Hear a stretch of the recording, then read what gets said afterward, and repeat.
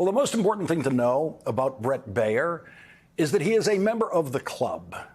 Being a member of a club, any club, offers certain privileges and certain protections. Bret Baier is a member of that Washington club that fancies itself to be the unbiased news media of Washington. Club members always include people who work at the major newspapers that we all rely on, major magazines, the news divisions of the broadcast networks. And to prove they are unbiased, they believe they must include in their club at least one anchor from Fox, and that's Bret Baier. But the truth is, Bret Baier is not so secretly a hardcore supporter of Donald Trump. He's as much a supporter of Donald Trump as anyone else working at Fox. When the objective election analysts at Fox called the state of Arizona for Joe Biden on election night, the supposedly unbiased Bret Baier privately urged the network to lie about Arizona. He privately urged the network to reverse its call in Arizona, which proved to be true. When all the other networks called Arizona for Joe Biden 4 days later, the Fox election analysts did a brilliant independent job in the last election, and they were the first to accurately call Arizona. And all of the primetime hosts at Fox panicked and have all been caught in emails and texts with each other and the network demanding that Fox lie about who won Arizona. Bret Baier was one of those people. Bret Baier and all of the primetime hosts at Fox were as angry about Fox calling Arizona for Joe Biden as Donald Trump was. There was absolutely no difference between Donald Trump's reaction to Fox calling Arizona for Biden and Bret Baier's then secret reaction to Fox calling Arizona for Joe Biden. All of this came out in the Dominion lawsuit, successfully suing Fox for lying about Dominion voting machines. What Bret Baier did while the votes were being counted in the last presidential election did not get him kicked out of the club. And so other members of the club who work elsewhere for fair news organizations will maybe have no problem with Bret Baier interrupting Vice President Kamala Harris tonight more than he has ever interrupted any presidential candidate in an interview. They will have no problem with Bret Baier showing a Trump campaign commercial in the middle of the interview and asking the vice president to respond to a Trump campaign commercial instead of a question that he might be able to think up himself. Bret Baier was functioning as a Trump campaign operative in that interview by literally playing a Trump commercial in the middle of it, using the precious minutes of an interview with a presidential candidate to run the opponent's commercial, a Trump commercial. And Bret Baier himself personally lied. Bret Baier lied deliberately and knowingly about what Donald Trump has said he wants to do to the Americans he calls the enemy within, which includes everyone watching this program right now. It includes our first guest. It includes everyone working in this building.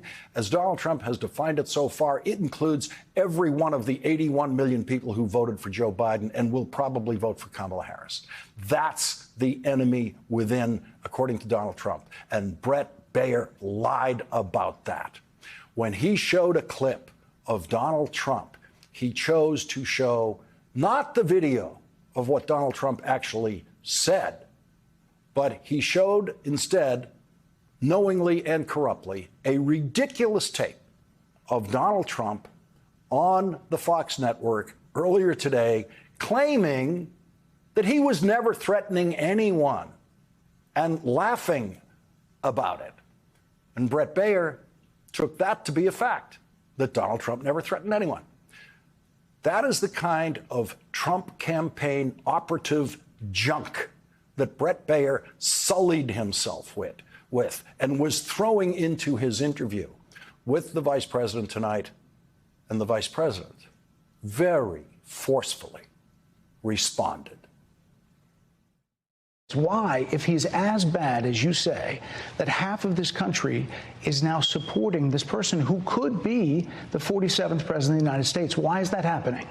This is an election for president of the United States. It's not supposed to be easy.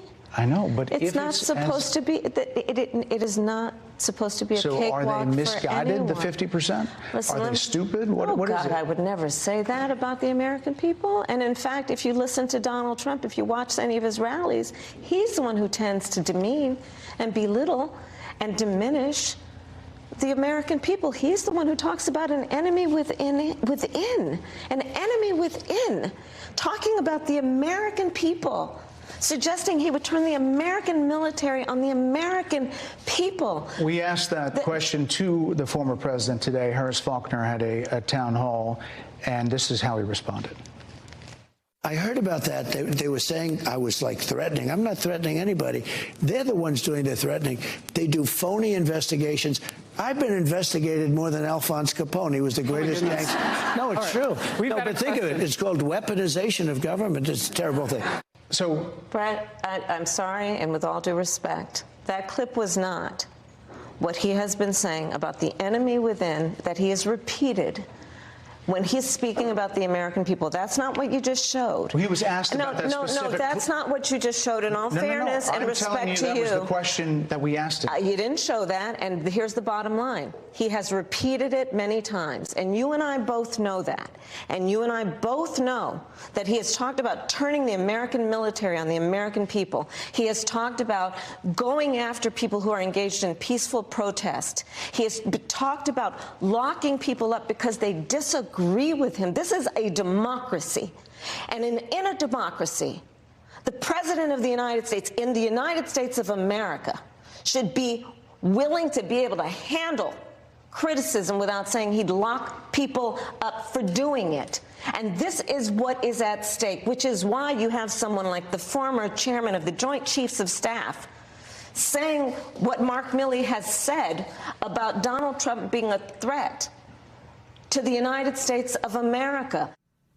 And here's what Donald Trump actually said about the enemy within that Bret Baier would absolutely not allow his audience to hear tonight.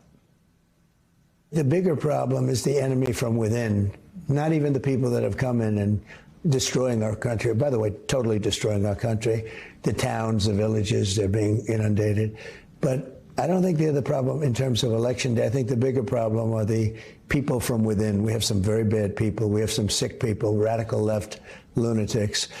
And I think they're and it should be very easily handled by, if necessary, by National Guard, or if really necessary, by the military, because they can't let that happen.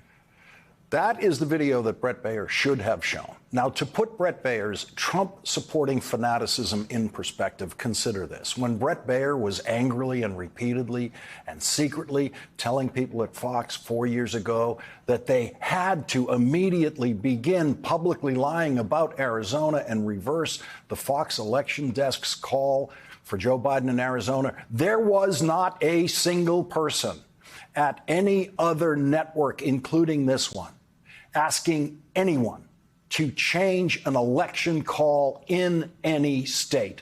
Not in the history of television news has anyone ever asked the election desk at any network to change the call on a state to favor another candidate. The only people in the history of television who've ever done that are Bret Baier and the Fox primetime anchors. No one else, never.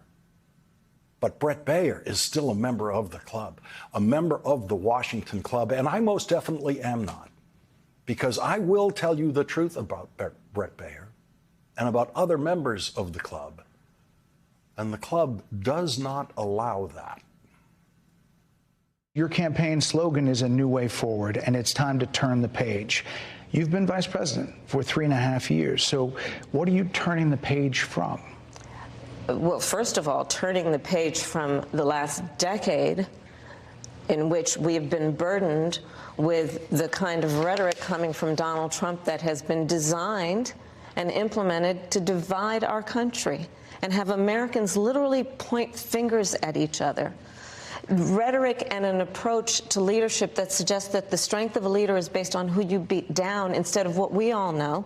The strength of leadership is based on who you lift up. The strength of an American president, which is one who understands that the vast majority of us have more in common than what separates us. Madam That Vice is President, more than turning the 70% of people That is tell about turning the pollsters- page on rhetoric that people are frankly exhausted.